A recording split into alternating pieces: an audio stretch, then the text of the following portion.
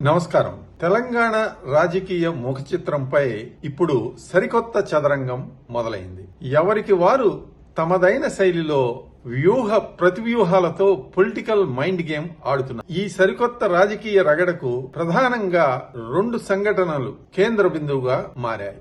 మొదటిది, యూట్యూబర్, మాజీ ఎమ్మెల్సీ, మాజీ ప్రొఫెసర్ నాగేశ్వర్ గారు జనసేన అధినేత పవన్ కళ్యాణ్, చంద్రబాబు, అమిత్ షాలపై చేసిన వివాదాస్పద వ్యాఖ్యలు. ఇది మొదటి కారణం. రెండవది, అమీర్పేట్ చౌరస్తాలో ఉమ్మడి రాష్ట్ర మాజీ ముఖ్యమంత్రి స్వర్గీయ నందమూరి తారక రామారావు గారి విగ్రహావిష్కరణ. ఈ కార్యక్రమాన్ని గౌరవ నేటి ముఖ్యమంత్రి, తెలంగాణ ముఖ్యమంత్రి రేవంత్ రెడ్డి గారు చేశారు. ఎన్టీఆర్ విగ్రహావిష్కరణ కార్యక్రమానికి ప్రజలు స్వచ్ఛందంగా వేలాదిగా తరలివచ్చి ఘన విజయం చేశారు. జూబ్లీ హిల్స్ ఉప ఎన్నికల సమయంలో అమీర్పేట్ చౌరాస్తాలో ఎన్టీఆర్ విగ్రహాన్ని పెడతాము అని ఇచ్చిన మాటను సీఎం రేవంత్ రెడ్డి గారు నిలబెట్టుకున్నారు.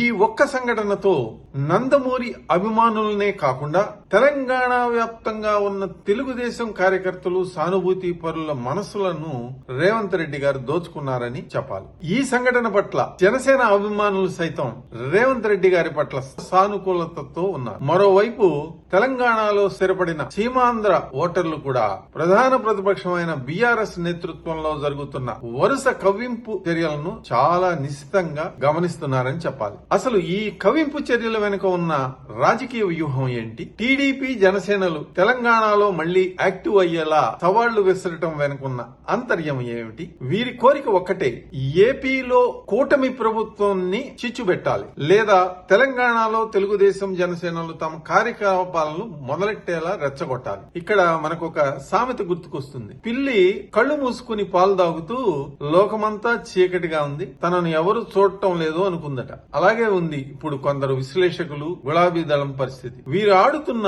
మైండ్ గేమ్ ప్రత్యర్థులకు, అంటే రాజకీయ ప్రత్యర్థులకు, ప్రజలకు అర్థం కావటం లేదు అని అనుకుంటున్నారు. కానీ వారి ఆటలు కట్టివేసే విధంగా అనలిస్ట్ నాగేశ్వర్ అభాసుపాలయ్యారు. ఇక కల్వకుంట్ల కవిత గారి వ్యాఖ్యలకు పెద్దగా ప్రాముఖ్యత లేదు అనేది సంగతి అందరికీ తెలిసిందే. జన్జీ యువత ఈ యూట్యూబ్ మేధావుల కథనాలను ఒక కామెడీ షోలా చూస్తున్నారన్న కనీస వాస్తవం వీరికి తెలియకపోవటమే ఇక్కడ విశేషం. ఎందుకు తెలుగుదేశం, జనసేనలు తెలంగాణలో రీఎంట్రీ చేయవు అనే విషయాన్ని పరిశీలిద్దాం. కొన్ని మీడియా కథనాలు టీడీపీ, జనసేనలు తెలంగాణలో మళ్లీ పార్టీని, వారి పార్టీలను బలపరచడానికి, బలోపేతం చేయడానికి ప్రయత్నిస్తున్నాయని వార్తలు వండి వారుస్తున్నాయి. కానీ మా విశ్లేషణ మాత్రం వేరే విధంగా. ఇది 100% సాధ్యపడని విషయం. అది ఎలాగంటే, టీడీపీ, జనసేన నాయకత్వాలకు ఒక గ్రౌండ్ రియాలిటీ స్పష్టంగా తెలుసు. అదేమిటంటే, తెలంగాణలో తమ పార్టీలను బలపరిస్తే అది నేరుగా కేసీఆర్ కే రాజకీయంగా లాభిస్తుంది. ఎలాగంటే, టీడీపీ, జనసేన పేర్లు వినిపించిన ప్రతిసారి తెలంగాణ సెంటిమెంట్ ను మళ్లీ రగల్చడానికి కేసీఆర్ అండ్ కో ఒక ఆయుధంగా ఉపయోగిస్తారు. ఆయుధం దొరికినట్లే. నిజానికి బీఆర్ఎస్ ఇప్పుడున్న పరిస్థితుల్లో రేవంత్ రెడ్డిని, గౌరవ ముఖ్యమంత్రి రేవంత్ రెడ్డి గారిని ఎదుర్కొనలేకనే ఇలా ఆంధ్ర సెంటిమెంట్ అని పక్కదారులు వెతుకుతుందనేది బహిరంగ రహస్యం. అందుకే టీడీపీ తెలంగాణలో పార్టీని పెంచే ప్రయత్నం అసలే చేయదు. చేస్తున్నట్లు కేవలం అభినయం మాత్రమే చేస్తుంది. జనసేనది కూడా ఇదే వ్యూహం. పార్టీని మూసివేయమని చెప్పదు, అలాగని బలపరచడానికి కూడా ప్రయత్నించదు. పరోక్షంగా బీఆర్ఎస్ కు లాభం చేకూర్చకూడదనే ఉద్దేశ్యంతోనే ఉన్నట్టు లేనట్టు, అంటే స్ట్రాటజిక్ సైలెన్స్ అనే పద్ధతిని ఫాలో అవుతున్నారు. ఆంధ్రప్రదేశ్ లో బీజేపీ, తెలుగుదేశం, జనసేన కలిపి ప్రభుత్వం నడుపుతున్నా తెలంగాణలో మాత్రం గ్రౌండ్ రియాలిటీ పూర్తిగా వేరేలా ఉంది. తెలంగాణలో ఓట్ బ్యాంక్ ఈక్వేషన్స్ ఎలా ఉన్నాయి ఒకసారి పరిశీలిద్దాం. మరి తెలంగాణలో ఉన్న టీడీపీ, జనసేన మద్దతుదారులు ఇప్పుడు ఎవరితో కనెక్ట్ అయి ఉన్నారు అనే ప్రశ్న ఉదయించక మానదు. మా విశ్లేషణ ప్రకారం ప్రస్తుతం వారి మద్దతు ఇలా చీలి ఉంది. 60% మంది తెలుగుదేశం, జనసేన సానుభూతి పరులు, ఓటర్లు సీఎం రేవంత్ రెడ్డి గారితో ఉన్నారు. 30% మంది మాత్రం బీజేపీతో అలైన్ అయి ఉన్నారు. కేవలం 10% మంది మాత్రమే బీఆర్ఎస్ వైపు ఉన్నారు. ఎక్కువ శాతం రేవంత్ రెడ్డి వైపు ఎందుకు ఉన్నారంటే, ఆయన స్వయంగా తెలుగుదేశం నుంచి ఎదిగిన నాయకుడు.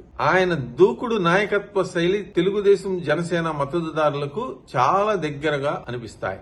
రేవంత్ రెడ్డి కాంగ్రెస్ లో ఉన్నంత కాలం, ముఖ్యంగా సీఎం గా ఉన్నంత కాలం ఈ ఓటు బ్యాంక్ ఆయనతోనే ప్రయాణిస్తుంది. ఇది పక్క పక్కా రాజకీయ వాస్తవం. కాంగ్రెస్ లో రేవంత్ రెడ్డి ఒంటరి పోరాటం చేస్తున్నారా అనే ప్రశ్న ఇప్పుడు ఉదయించక మానదు. మిత్రులారా, ఇక్కడ ఒక విషయం గమనించండి. నల్గొండ కాంగ్రెస్ లోనే 3 సీఎం అభ్యర్థులు ఉన్నారు. దాన్ని బట్టి తెలంగాణ వ్యాప్తంగా కాంగ్రెస్ సీఎం అభ్యర్థులు ఎంతమంది ఉన్నారో అర్థం చేసుకోవచ్చు. కానీ వారెవరు రేవంత్ రెడ్డిని సమర్థిస్తూ ఏ స్థాయిలోనూ ప్రతిపక్ష పార్టీలను ఇప్పటి వరకు నిలదీయరు, ఇక ముందు కూడా గట్టిగా విమర్శించరు. సొంత పార్టీలోనే సీనియర్ల నుంచి ఆశించినంత మద్దతు లేకున్నా రేవంత్ రెడ్డి తన వ్యక్తిగత చరిష్మాతోనే విపక్షాలను ఢీకొంటున్నారు. అద్దంకి దయాకర్, సీతక్క లాంటి వాళ్ల పేర్లు వేళ్లపై లెక్కించగలిగిన కొద్ది మంది నాయకులు మాత్రమే ముఖ్యమంత్రికి అండగా ఉంటూ ప్రతిపక్షాలను ధీటుగా ఎదుర్కొంటున్నారు. ఒకవేళ సీఎం రేవంత్ రెడ్డి ఆ పదవి నుంచి తప్పుకోవాల్సి వస్తే టీడీపీ జనసేన మద్దతుదారుల కాంగ్రెస్ నుంచి దూరమయ్యే అవకాశం 100% ఉంది. ఇది కేవలం